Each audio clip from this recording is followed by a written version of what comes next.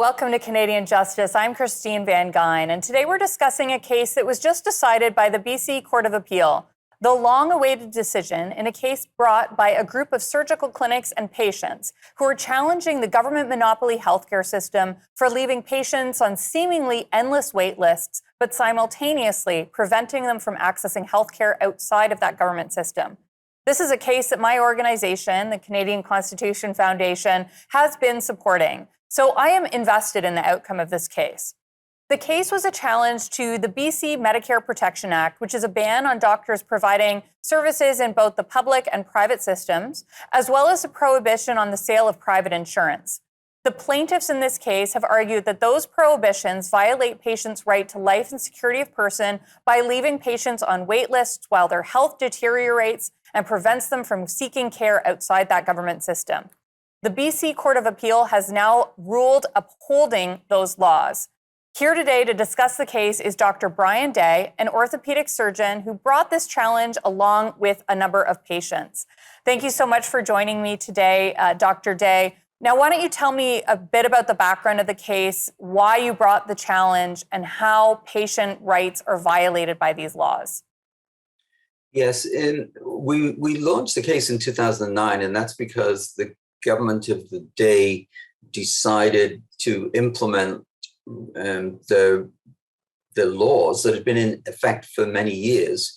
And we actually opened our clinic in 1996, and that was, we opened it because surgeons were leaving the country, patients couldn't get treated. We had my OR time, like many of my colleagues, went down from 22 hours a week in the public hospital to 5 hours. So it was either and when you've got 450 patients waiting, that's not going to work. And so a group of us got together and decided to get this clinic together with some philanthropists who our founding shareholders donated over $100 million to the public health system in BC. So this was not the motive. The motive was we needed somewhere to treat patients. We were operating for many years, and then suddenly a government came in that decided that it didn't fit in with their ideology. And so the clinics have been operating for a long time. What led the government to say, hey, you know what, we're going to come in and tell these clinics that are helping patients that they need to be shut down? Like, what changed? Why did the government do that? Well, it was political, and that's what this whole topic is. It's political, that they were pressured by opponents who were mostly public sector unions. The nurses union actually was the most prominent in pushing for the laws that had been ignored for years. I mean, the law was there. It was basically what we described as an unlawful law, like many laws historically have been. And we decided that patients were suffering and we needed to do something about it. So patients are suffering. That's the main issue here in this case. Can you explain what the wait time situation has been like in BC and how these laws lead to the rights of patients being violated? Well, essentially what governments have done in British Columbia, actually BC is I think the only province that's actually enacted the 5 principles of the Canada Health Act into provincial law. So it's actually part of provincial law that access be timely in British Columbia. And it is a requirement of the Canada Health Act, but it's also a BC requirement. And so we felt and we feel still that the BC government is in violation of their own laws. We felt that it was unlawful, and we had constitutional experts, some of the best minds like Peter Hogg, who was the author of the standard textbook on constitutional law. He said that you cannot legally create a monopoly in it. You're the person or individual or entity that's going to provide care in a timely manner, then not provide it in a timely manner, and then outlaw the patient's right to do something about it. Exactly, which is basically what has happened to so many of those patients in British Columbia. Yeah. We've got to go to commercial break, but we will be right back to discuss this further.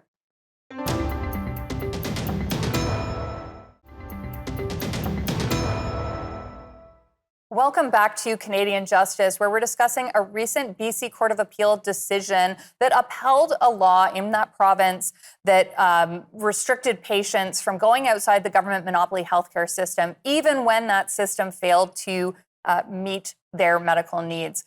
So, Dr. Day, you run one of these clinics, these medical clinics that have existed in BC for more than 2 decades. Can you tell me what types of services these private BC clinics offer? Well, we provide a whole spectrum. Each year, the private clinics in BC treat 89,000 patients, and many of those clinics are now under threat. The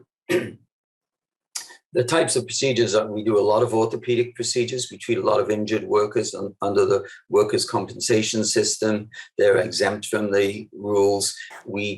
But we do orthopedics, general surgery, some neurosurgery, spine surgery, and then a lot of diagnostic procedures like colonoscopies for cancer patients, biopsies of cancers, and so on. So it's a wide spectrum of surgeries, urology, and so on. You mentioned something that's interesting to me about that case, which is the exemption for workers' compensation procedures. So the thing that struck me about this case is that if a person is injured at work, the workers' compensation regime allows them to be treated outside the government monopoly system. They can be treated in these clinics, in these non-government clinics. What can you tell me about that and about the logic of allowing that, but not allowing a person with an identical injury who was injured at home from seeking care in those clinics? Well, it's historically that the workers' compensation board, which operates, I mean, we had a witness from the board, a director who's actually an opposing witness, but he admitted that the workers' compensation operates as a private insurance system.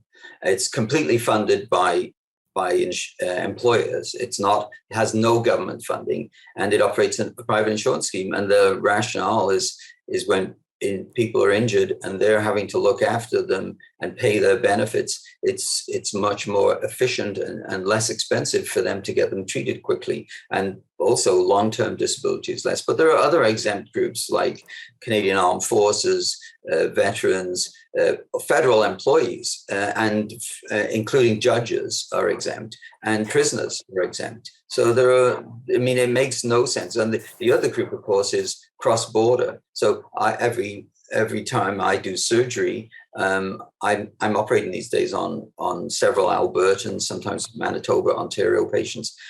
Once you cross the provincial border, you're exempt. You're not brought under those rules. This is a part of the debate around the government monopoly healthcare system that I always find so kind of hypocritical by opponents of allowing innovation, because we already have private insurance in Canada for all kinds of things in our healthcare system, dental care, vision care, physiotherapy, for medication. Why is that type of medical care treated differently from by our government or by the government in BC than, say, a knee replacement? Well, there's no logic in it. I mean, literally, the diagnosis of pneumonia, for example, or an infection is covered under provincial Medicares, but the treatment, i.e. the drugs and the antibiotics, are not covered, and that makes no sense. The other jurisdictions around the world, and I think it's important to stress, we are unique in the world in making it unlawful to get insurance for healthcare when the government won't supply it. But healthcare systems around the world are of a similar nature. European countries, New Zealand, they cover prescription drugs. We don't even cover an ambulance. I mean, the one time you can't, to me, it's nonsense that you need an ambulance with a heart attack or a broken leg, and that's private. I mean, Canada's not just alone in in prohibiting this, we also stand out in terms of wait times, the wait time for certain surgical procedures among our OECD allies. And we in fact have some of the worst wait times. I want to talk about this more in the next segment, but just briefly, what can you tell us about where we stand on wait times among our allies? We've got about 20 seconds. Yeah, so even pre-COVID, and this was evidence in our trial, over 35,000 British Columbians were waiting beyond the maximum time that the government said would be harmful for them to wait. So, and of course, it's common sense that making someone wait for surgery can cause their condition to deteriorate. We've got to go to break, but we'll talk about this more when we're back.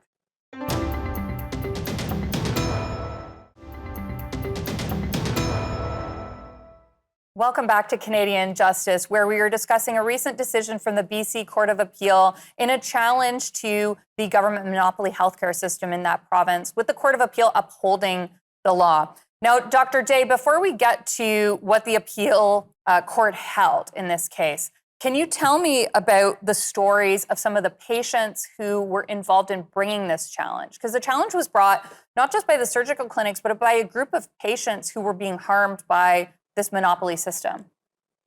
Yes, there were actually originally going to be 6 patient plaintiffs, and sadly, one cancer patient died before they could get involved, and then there were 5, and one of those died before the trial. So we actually had cancer patients, 3 children, one of whom is paralyzed for life as a result of the health system.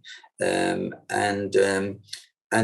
to me, a system that forces children to suffer and wait and suffer irreversible harm is just not only immoral and unethical, but it's illegal, and it should be. We hope to prove that eventually.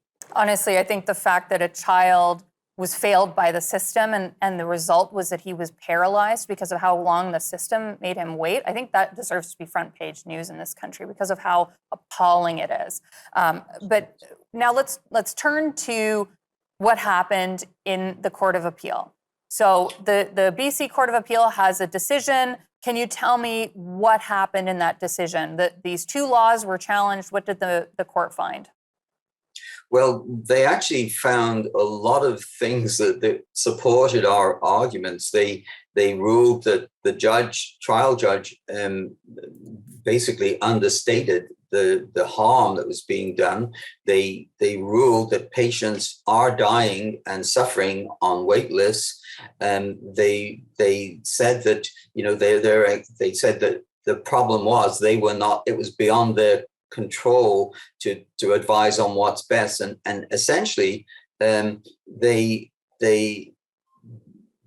a lot in what they said that we think is going to help at the next stage. If we get to the Supreme Court of Canada, that patients are suffering and dying on these wait lists and suffering irreversible harm.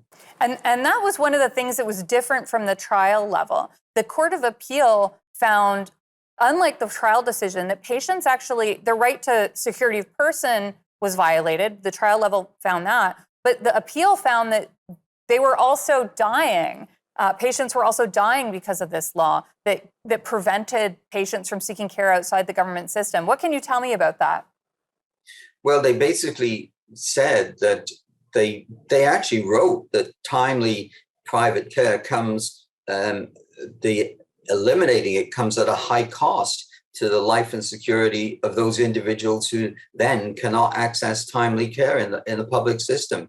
And that to me was alarming. And the reason they felt it was so was because it may and theoretically may harm the public system. But we've been operating for 20 years in British Columbia, and if there had been any harm to the public system, you can be sure the government would have come in with witnesses to say that, and they did not. Plus, around the world, public health systems that outperform us in every way, universal systems, do not have that kind of issue with it. It actually helps the public system, not harms it. So this is one of the arguments that you frequently hear against allowing experimentation outside of a government monopoly system, is that allowing patients to go outside will harm the government system. And no one involved in the case is advocating for an end to government healthcare. They're just arguing that people should be permitted to seek care outside of that government system. What can you tell me about how wrong that argument is, that the public system is harmed by the existence of another non-monopoly system? Well, there's no the evidence was pure, is pure conjecture. There's not a single shred of evidence. I say the only evidence in world history of what happens when a private option is introduced into a public-only system is in Quebec after the Charlie case, and they have benefited. Even a Quebec opposing witness said there have been benefits to that, and then in British Columbia. So there is no evidence of that. There are opinions by ideologically opposed individuals. Right. We've got to go to commercial break, but we will be right back.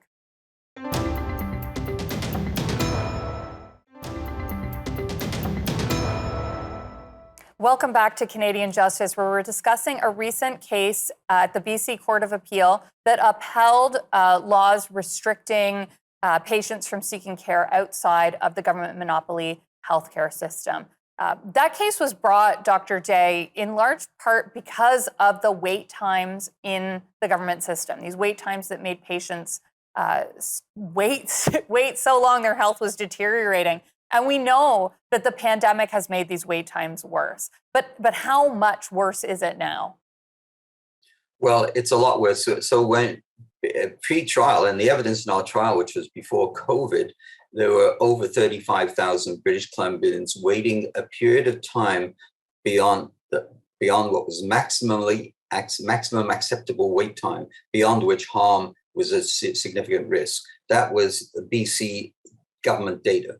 And now, of course, it's much worse. We don't have the latest data, but a group out of McMaster University did research on and modeling on this and felt that COVID would increase wait times between 3 and 7 times. They came back a bit later and said they may have even that may be an underestimate.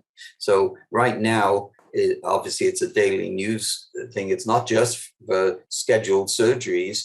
It's happening in emergency departments and everywhere. People are waiting for emergencies, let alone cancers and heart disease.